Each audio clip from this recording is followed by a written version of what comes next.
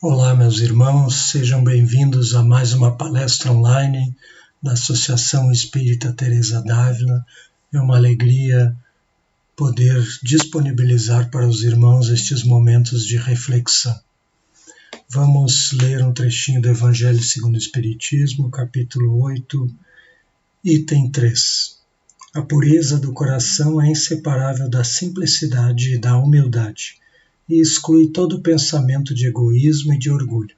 Por isso, Jesus toma a infância por emblema dessa pureza, como a tomou para o da humildade.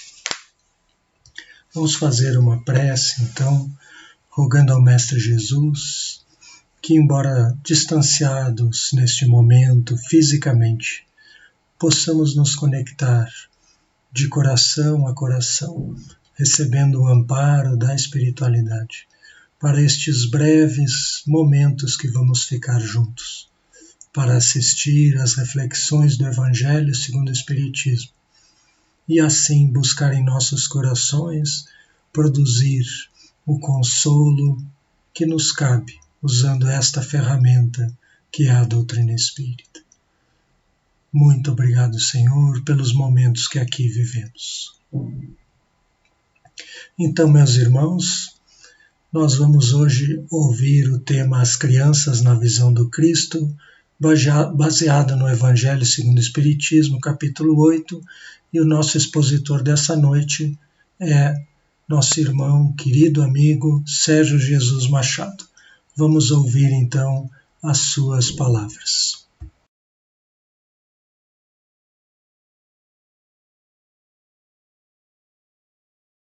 Nossas fraternas saudações aos internautas que nos acompanham.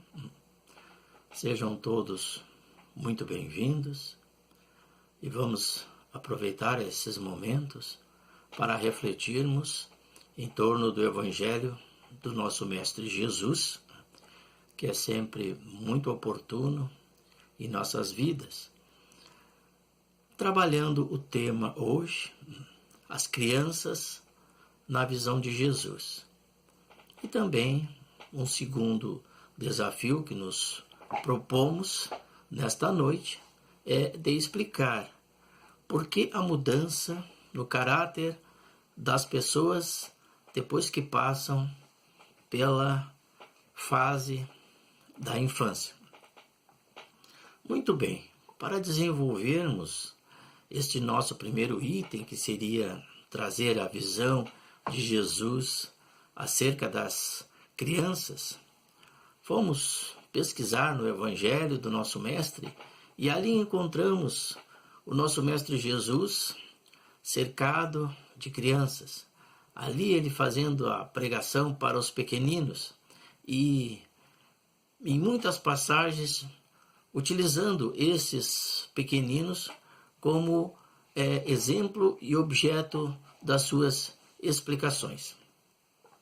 Vejamos que vamos encontrar uma passagem bastante significativa em que Jesus fala do quão importantes são essas crianças e do quão elas devem ser bem tratadas.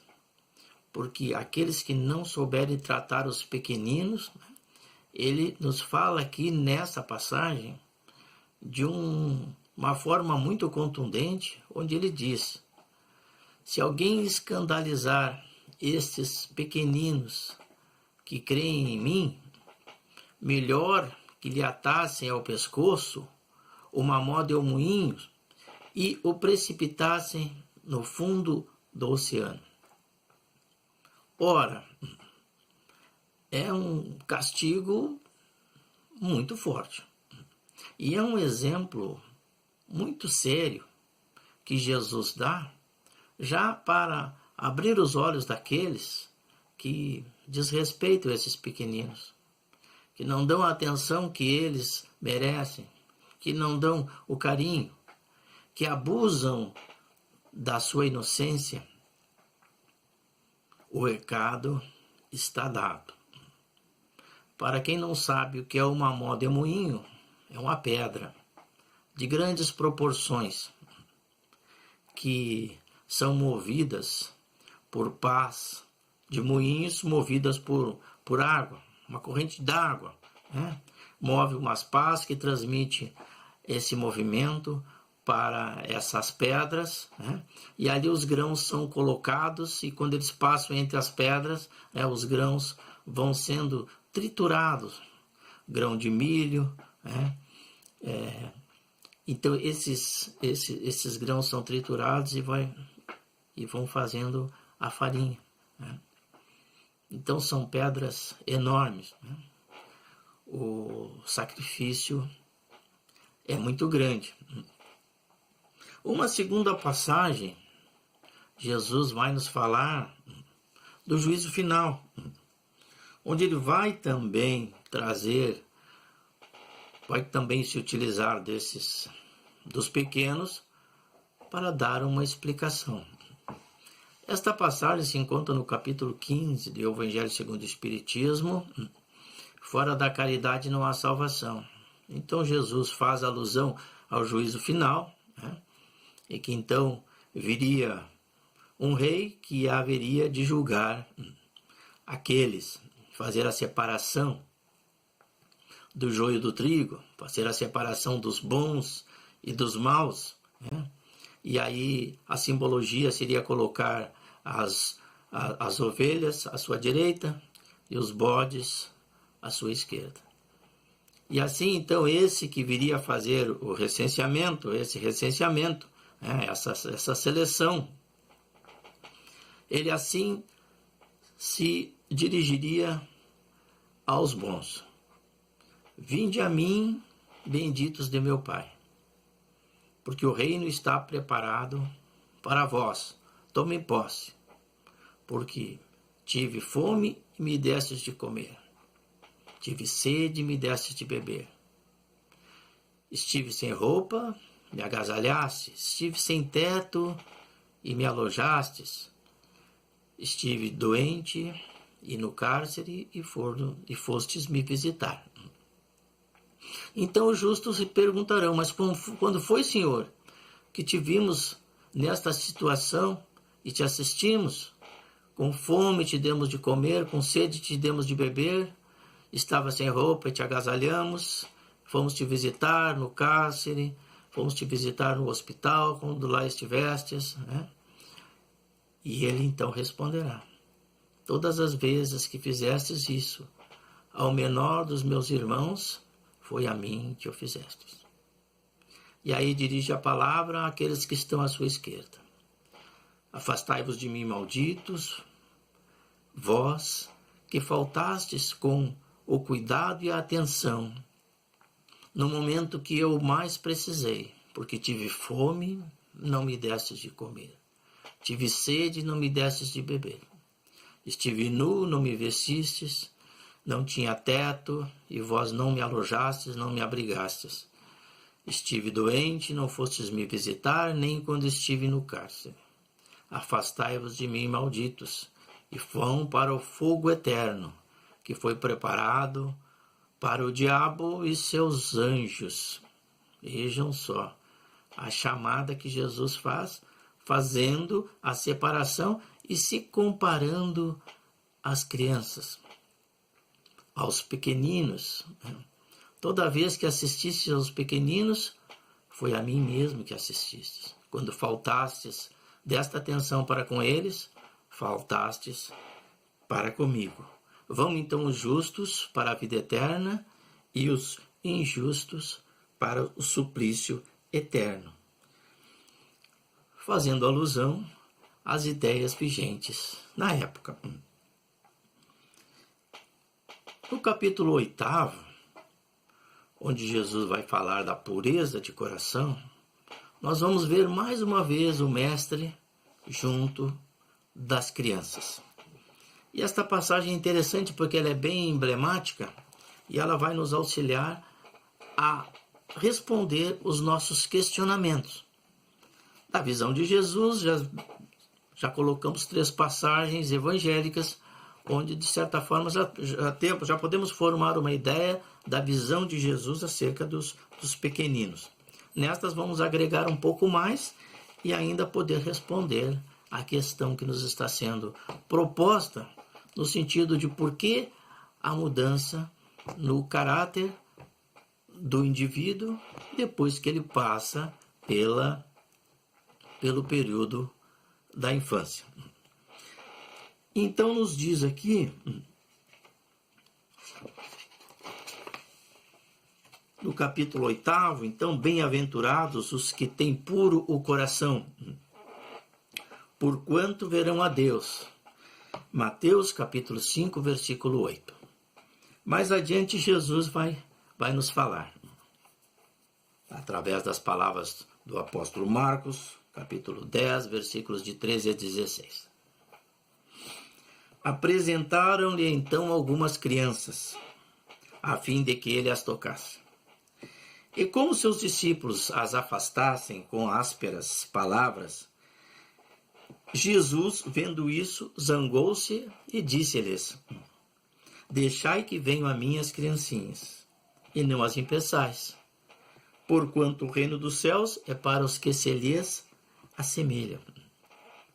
Digo-vos em verdade, que aquele que não receber o reino de Deus como uma criança, nele não entrará. E depois de as abraçar, abençoou-as, impondo-lhes as mãos. Deixai que venham a mim os pequeninos, não os impeçais. O caminho deve estar livre para as crianças chegarem até Jesus. As crianças precisam do Evangelho de Jesus.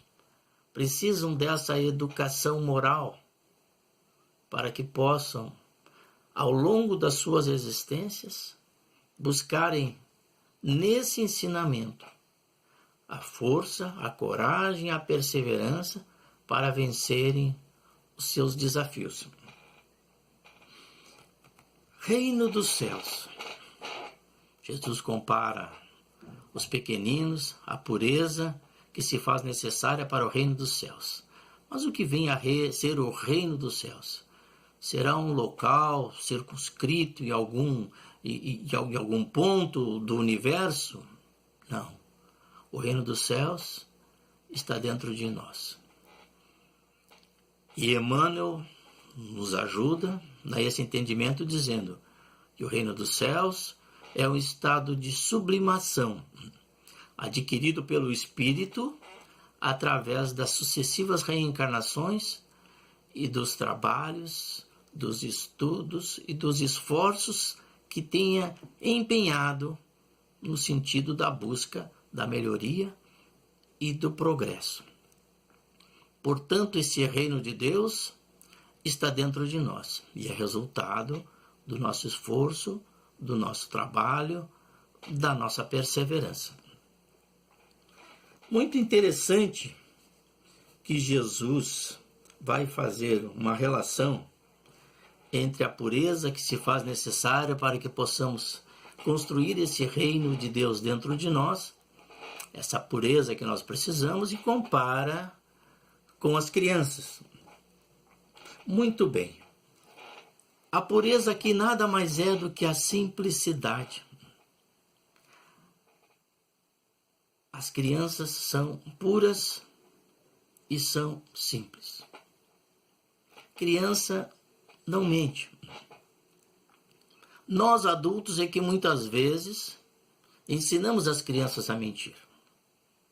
Vejamos um quadro em que o pai está em casa, e está atarefado, ele não quer atender o telefone. Então, ele manda a criança atender e dizer que ele não está. Simples. Resolvemos o assunto. A criança vai, atende o telefone e perguntam pelo pai dela, ela diz: o pai mandou dizer que não está. Então essa pureza, essa inocência da criança, que é dela, ela faz de uma forma normal e de uma forma natural.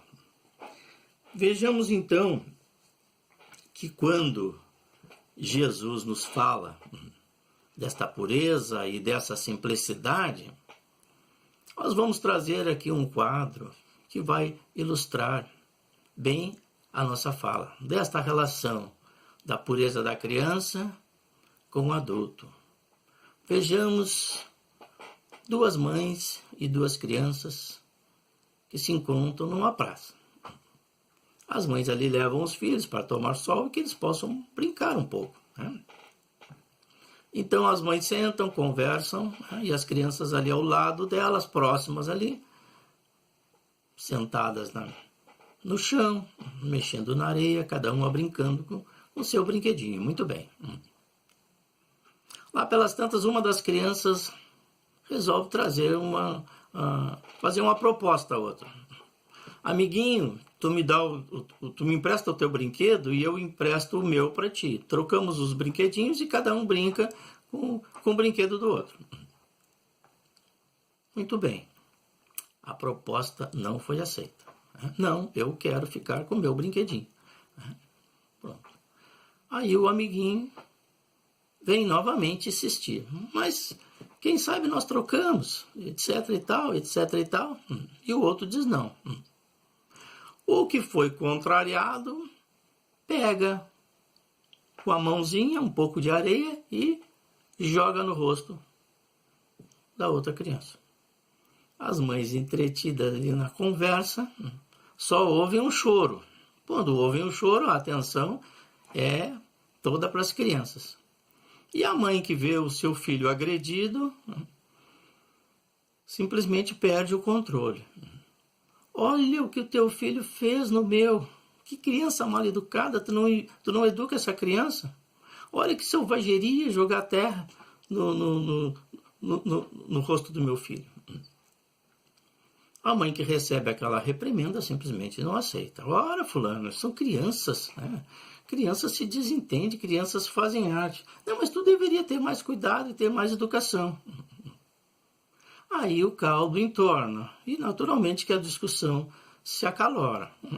E dessa discussão entre adultos é muito normal, né? Que talvez levem muito tempo para se falar ou talvez não se falem mais. Mas e no comportamento das crianças? E aí é que nós queremos chegar.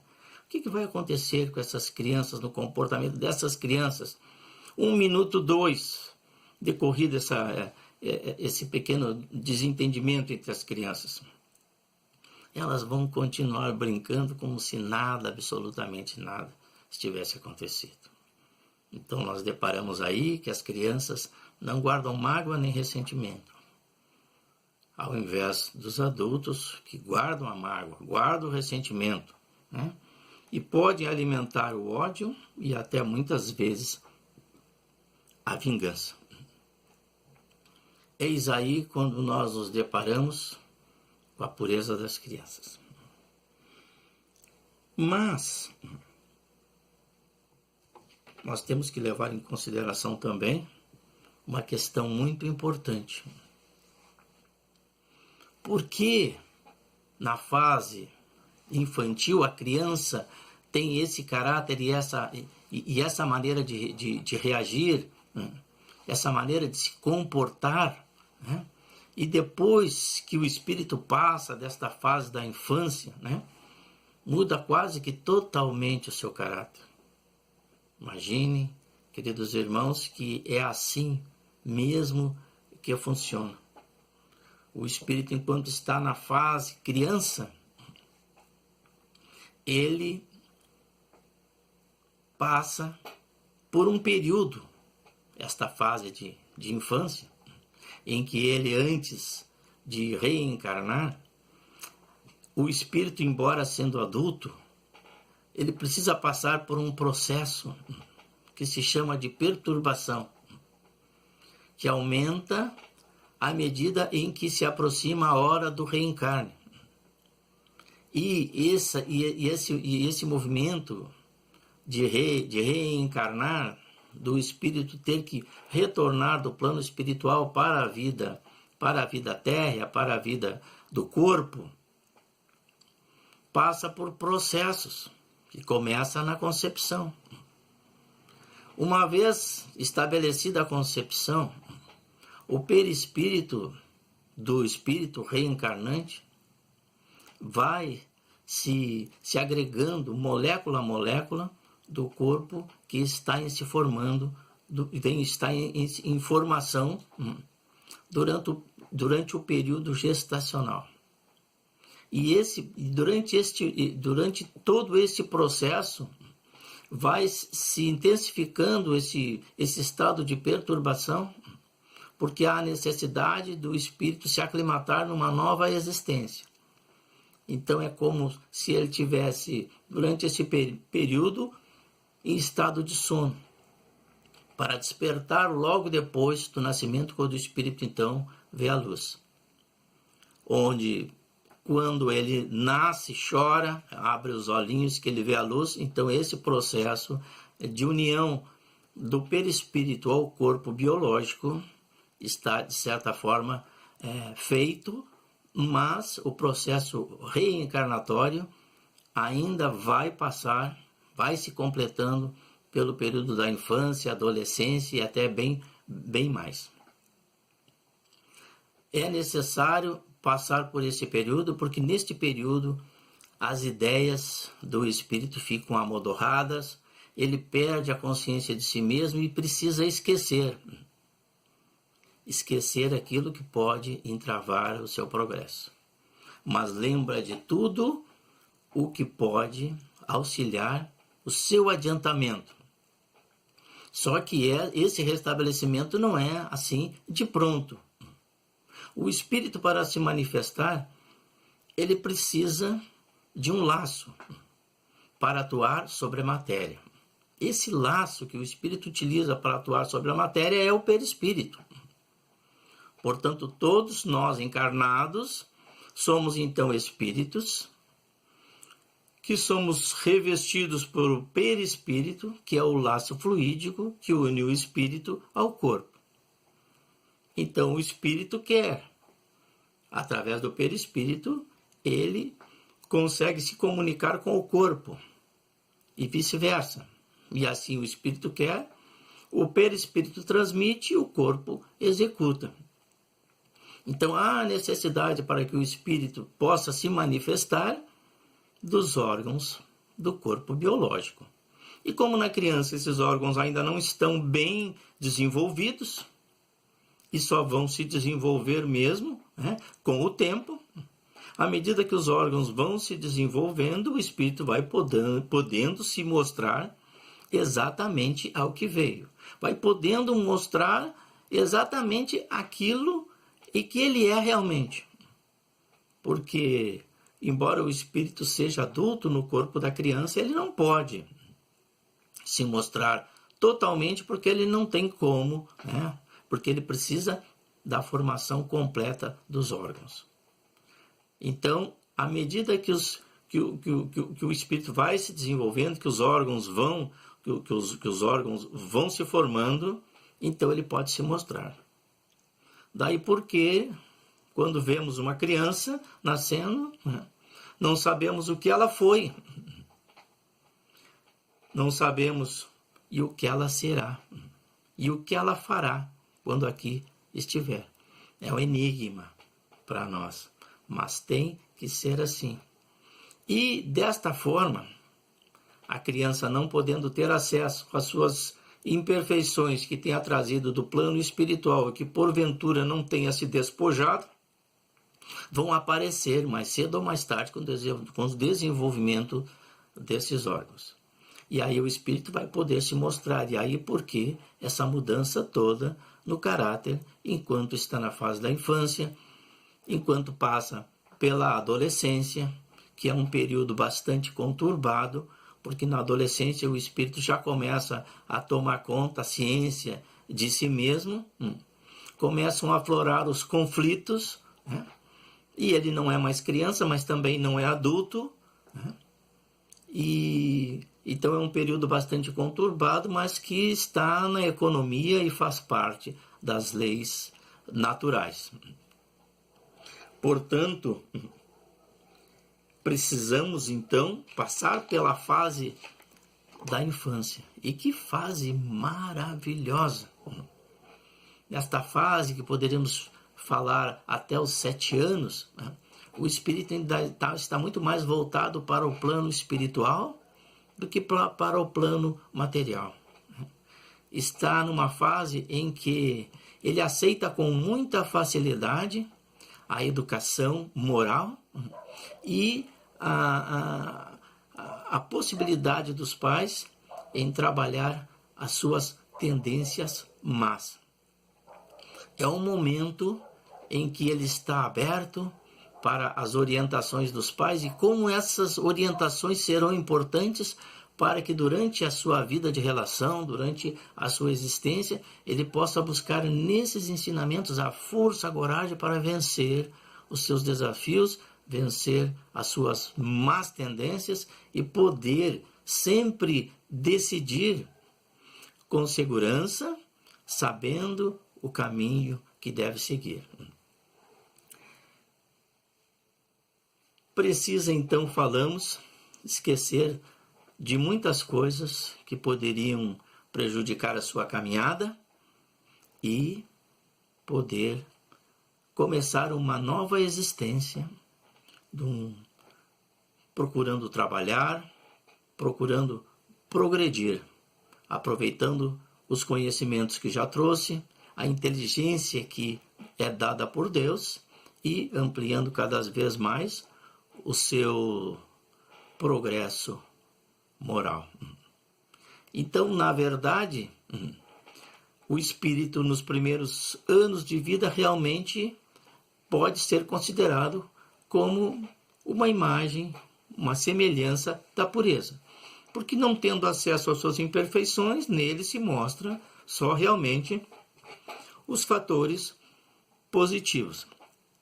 E assim concordamos de Jesus quando faz a comparação das crianças com a pureza, porque de fato, nesta fase, levando em consideração essa existência, elas são realmente puras. Que possamos nos assemelhar às crianças em sua pureza. Não vamos perder o nosso lado criança. Não vamos jamais esquecer de que na criança nós vemos a alegria, vemos a felicidade, não vemos guardar a mágoa, o rancor, o ressentimento, que só nos prejudicam, né?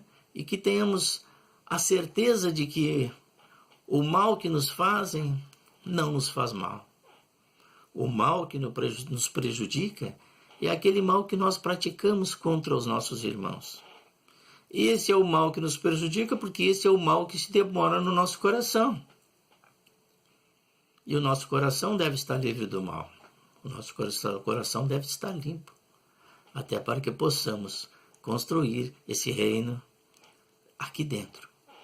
No momento que construímos esse reino dentro do nosso coração, para onde nós formos, o reino estará conosco. Obrigado, queridos amigos.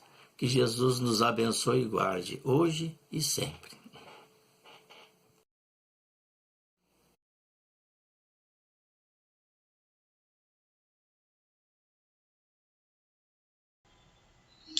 Agradecemos, então, estes momentos com nosso querido amigo Sérgio Jesus Machado.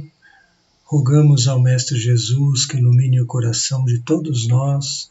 Acompanhe as nossas redes sociais para conhecer melhor o trabalho de nossa Casa Espírita e assim possamos continuar juntos, mesmo distante fisicamente, possamos continuar nos unindo em preces, em orações e também por estes meios que a tecnologia nos possibilita. Que Jesus abençoe a todos.